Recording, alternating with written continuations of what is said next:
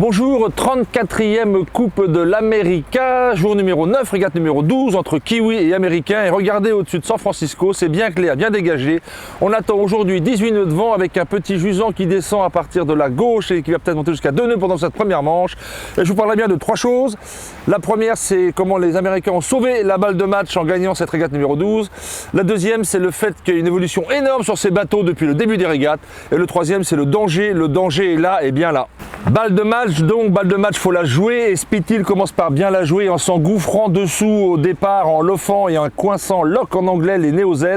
Ils abattent en premier, partent devant, 5 secondes d'avance à la bouée de reaching, portant extrêmement classique et bateau 42-45 nœuds avec un split en bas que l'on connaît maintenant bien.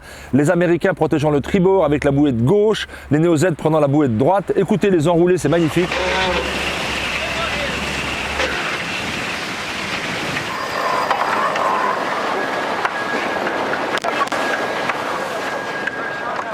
Mais ce qui est plan d'eau très compliqué aujourd'hui, c'est très patchy, il y a des risées qu'il faut absolument jouer une par une et les unes derrière les autres en force et en angle.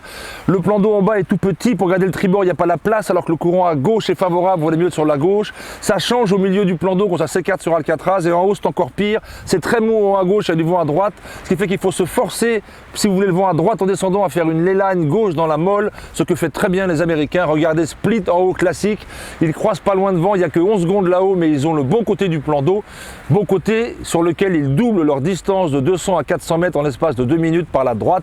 Ils arrivent en bas à la bouée, regardez l'enroulé, il est parfait, ces manœuvres sont très équilibrées et vraiment très jolies.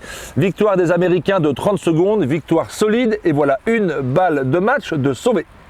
Deuxième point donc important de ce jour numéro 9, régate 12, c'est l'évolution, incroyable évolution de ces bateaux et particulièrement des Américains.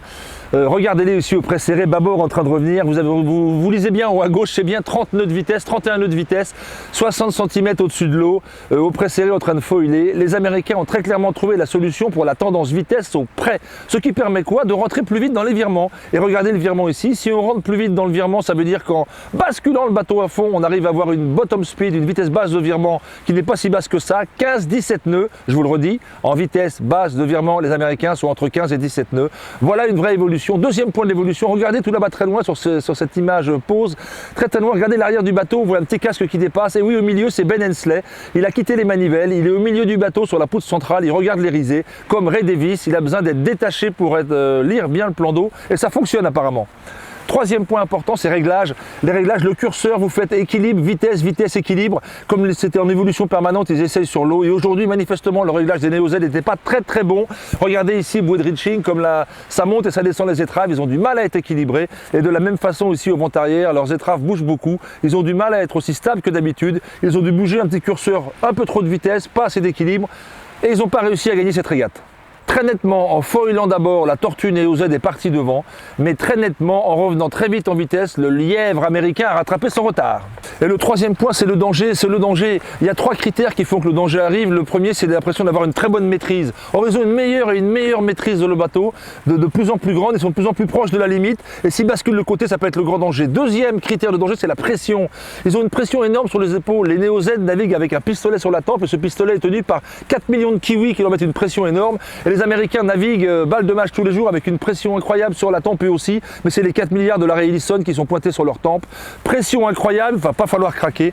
Et le troisième point qui est le critère de danger sur cette régate, c'est la vitesse. Les vitesses atteintes sont parfaitement incroyables. Faisons le cas au près serré. 30 nœuds contre 30 nœuds, ça fait 110 km/h. Imaginez un choc à 110 km/h. L'horreur. Mais regardez ici au départ de cette 12e, quand les Kiwis rentrent tribord à fond et qui sont prêts de triborder un bateau américain qui est rentré un peu en retard, c'est hyper dangereux. Et faisons maintenant le calcul au portant, 45 nœuds contre 45 nœuds en bataille d'empannage, ça fait 160 km/h.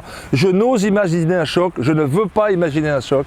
Ça devient incroyablement dangereux. On verra ça régate numéro 13. Good luck and good day.